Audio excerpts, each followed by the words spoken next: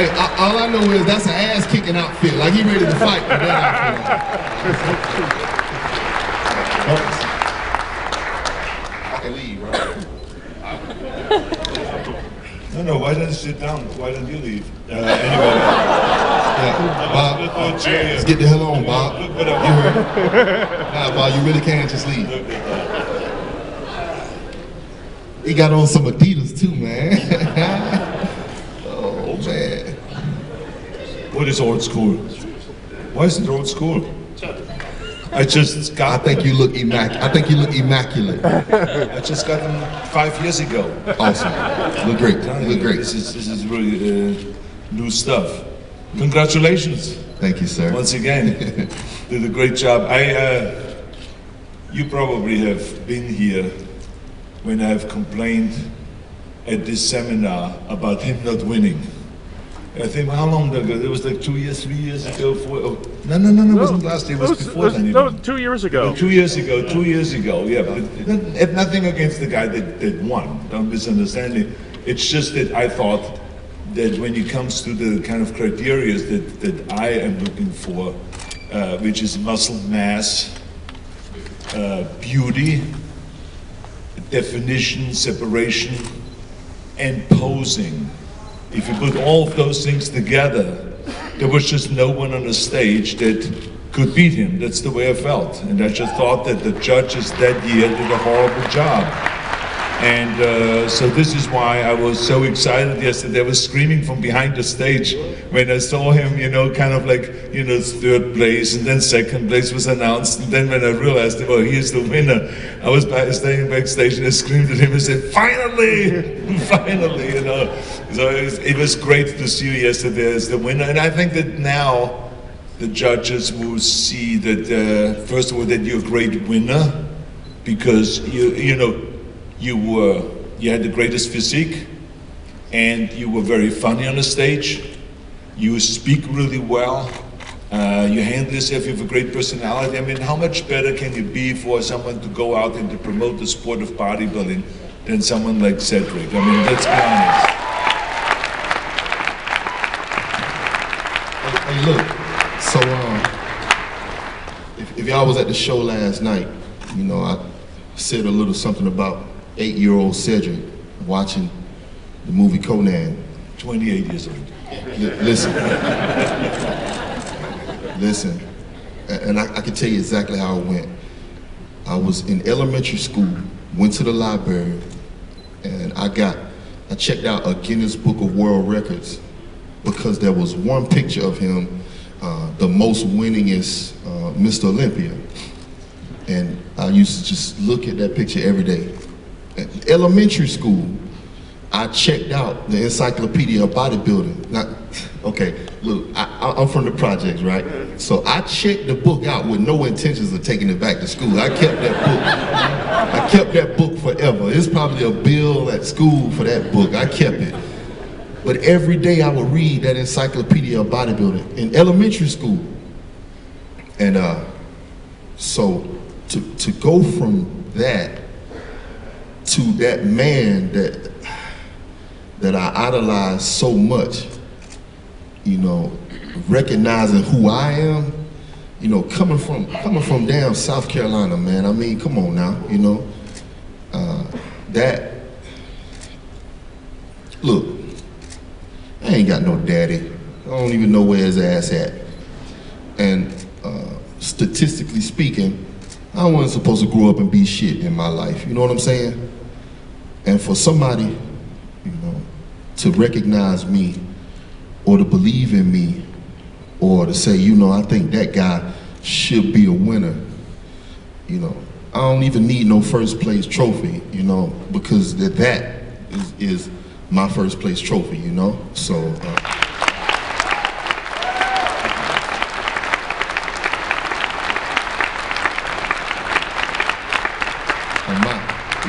I can remember, I got pictures of myself 5 years old, doing all kind of little poses and stuff, big kneecaps, and to be able to be up here now and share the stage with him, it just means so much to me. And I want to say, 2009, I went to the NPC Nationals. Nobody knew who I was. And all of a sudden it was, oh, who is this guy? He's so different. Prior to that, nobody said anything about a waist size because there was no recognition of a waist size. Nobody cared. Nobody said anything about classic physique or golden era, none of that stuff, or aesthetics, because that wasn't nothing to even talk about. And so once I turned pro and then, you know, moving up and doing shows, it seemed like everything kind of changed. And my wife told me, she said, you know, you done created a pretty hard job for yourself. She said, because you're trying to change a whole sport. She said, you know, you might not be able to do that, right? She said, but the fact that you're trying to do it and you're making a small change, she said, that's a pretty big deal. And listen, y'all, I'm telling you, I can remember stepping out on stage at the Nationals and ain't nobody clapped for me because nobody knew who I was, right? And then to go out on stage last night or to come here and be able to tell jokes and laugh with you guys now, you know, it's just, look, man, I could die tomorrow and I would be happy because I was able to take something that was just an idea and share it with you and it be appreciated by you. So with that being said, I just want to say thank you to y'all for allowing me to share myself with you and for appreciating what I do. Thank y'all so much for that.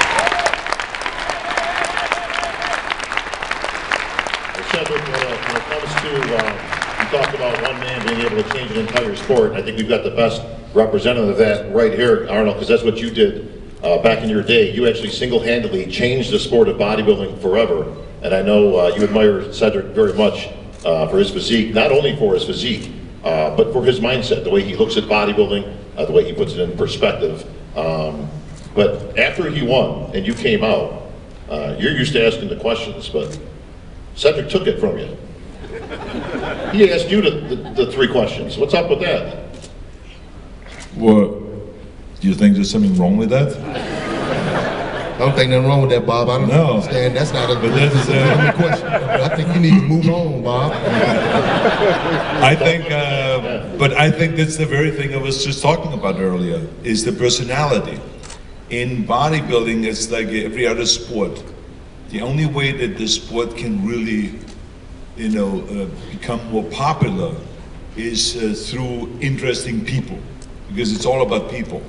And that's what I enjoyed and always knew about Cedric, that he had a great personality and he had a great mind, and he's a very educated man, and that I thought that he would not only just be this great kind of a trophy type of a body in front of us, but someone that can carry the sport forward. And we all kind of stand on someone's shoulders. You know, I stand on Chuck Lane's shoulders and on Joe Wheeler's shoulders, and then, famous bodybuilders and fitness leaders, and I carry on the ball.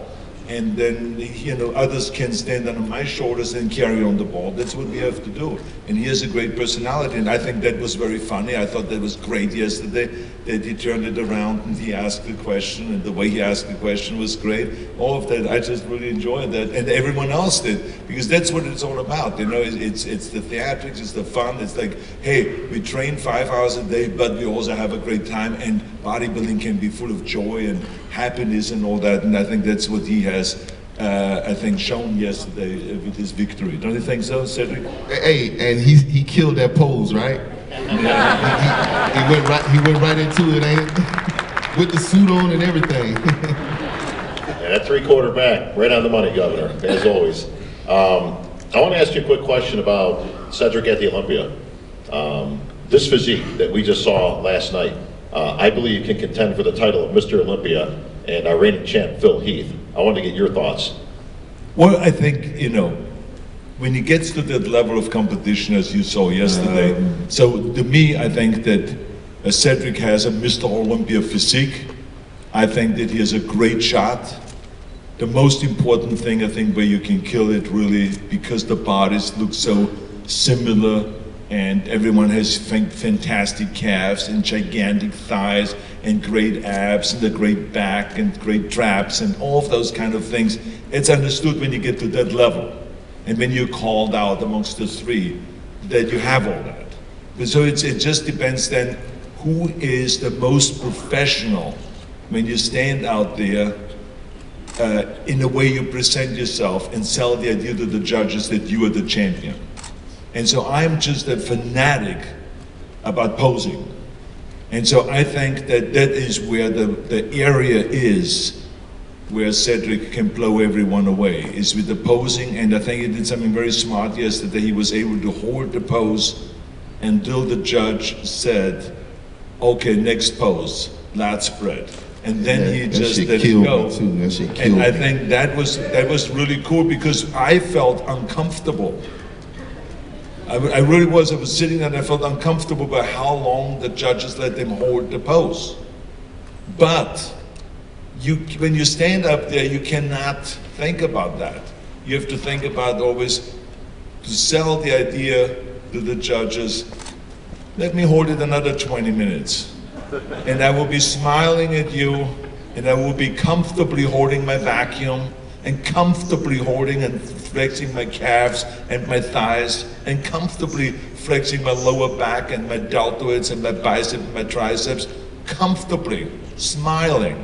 So if you can do that, you know the others won't be able to do that. They will be starting to shake, sweat, and fall apart. And this is what the action is who can stand out there comfortably, smile, and not look upset and kind of like, come on, let's stop that type of thing, but comfortably smile at the judges and turn around and have a great time and keep holding that pose. And the only way you can do that again is if you practice that. What he has done yesterday, the entire day, and the day before with the prejudging, if he does that every day and pretends every day is a day of competition, he'll be so fine-tuned that the day of the Olympia, there is no way that anyone can beat him. That's just the way I look at it. That's what the action is.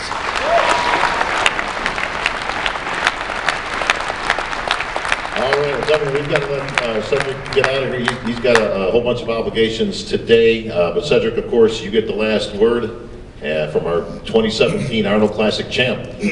Okay, and we can just pick up where he left off. And what Mr. Arnold just finished telling you is what he looks for and what he likes and what he's a fanatic about. Well, guess what? You might like something different. You might be a fanatic about another aspect of bodybuilding. You might love another type of body, right? But guess what? That don't make none of us wrong, okay? What we have to do is look for and find that aspect that we do like and celebrate and appreciate that. You know, we like to get in debates and arguments about this person should have won or that person should have won, this person sucks or that. This same person you feel like suck, he might be, you know, the source of inspiration to another person. And so, you know, I talked last night about having diversity, and I'm gonna keep bringing this up because what I want is for us all to be celebrated and for us all to be appreciated. And I don't mean us all like just us that compete, but even people that have came up to me at the expo too. If you come up to the expo and I like your shoulders, I'm gonna say, damn man, you got some nice shoulders. You know what I'm saying? Because I think we should embrace each other and celebrate each other's accomplishments and appreciate each other, you know, and what we do in making the sport grow. There was a time where, you know, when Arnold was competing, you look out in the crowd and there was a whole bunch of spectators and probably 10% of them worked out, actually. It was just a bunch of normal people that wanted to come see a great show. And I got another point about that later, but you go to a bodybuilding show now, like this show at the Olympia, and about 10% of the people in the crowd don't work out. Everybody else does, right? So if you could see how much it has grown, that's a pretty big deal to go from a few guys, you know, participating in a sport until so many people now are a part of this sport. We all should be celebrating and appreciating each other, you know, and staying together and not let this internet bullshit, you know, pull us apart, right? The second part about that I wanted to bring up is that's one of my missions. When I think about and I look at old videos of you posing, and you know, I probably watched Pumping Iron 1,000,000 times because it's all we had to see you. And I look in the crowd, like I said, I see normal people, business suits, people in normal clothes. They never work out, but they just wanted to see a great show. And here's what I've been told. Somebody would say, man, Cedric, my mama has never seen a bodybuilder before, but she loved you. Or my grandmama is crazy about you and she never seen a bodybuilding show. This woman, she looked like she was about 70 years old, and she came to the meet and greet with her husband Thursday night, and she started crying when she seen me. She said, who are you? And she said, you are amazing. She started crying. She almost made me cry, but I'm a little too gangster for that. You know what I'm saying? But anyway, my point is that I want to try to make bodybuilding more appealing to the general public, because at one time, all the people that was just spectators at the shows he was in, they went home and started lifting weights. You know what I'm saying? And maybe not to be a competitor, but to improve themselves. And then that allowed for, oh, well, we can sell some magazines, and we can have some supplement companies, and we can sell workout equipment and things like that. Well, if we stay underground the way we are now, only appealing to ourselves, then the sport won't have the ability to grow unless we just grow more competitors, you know. But I want for there to be a show, and for people that like to go listen to music, when it's, oh, it's a bodybuilding show in town, let's go see that, you know, because that's wonderful, something to see these beautiful physiques, you know. So that's one thing that I want to try to work on and try to make bodybuilding more appealing to the general public. But we need y'all help for that. And what I mean by this, we need y'all help for that. Fellas, you got your hat down low, you got your skull cap on, you got your headphones on, and you bullying people in the gym. You telling this dude, hey, how many more sets you got? The fuck out of the way, I need to do my workout. When you act like that, you make people hate bodybuilders. You know what I'm saying? Ladies, when you got your shorts up your ass with your butt hanging out because you want to do your stiff leg deadlifts and you like the way your hamstrings look in that crease up under your butt, you like the way that look. But see, these other women over here that don't have that type body, you make them feel uncomfortable and they don't want to be superficial like you. You know, so you're turning people off to the sport. But what we should be a beacon of inspiration, you know, doing what we do to make people want to be like us. And you don't have to really try hard to make somebody want to be like you. You just got to be a decent human being. You know what I'm saying? And understand, don't be an asshole, you know? So anyway, that's it. Well, that's only Cedric McMillan can say it. Give it up for the champ, Cedric McMillan.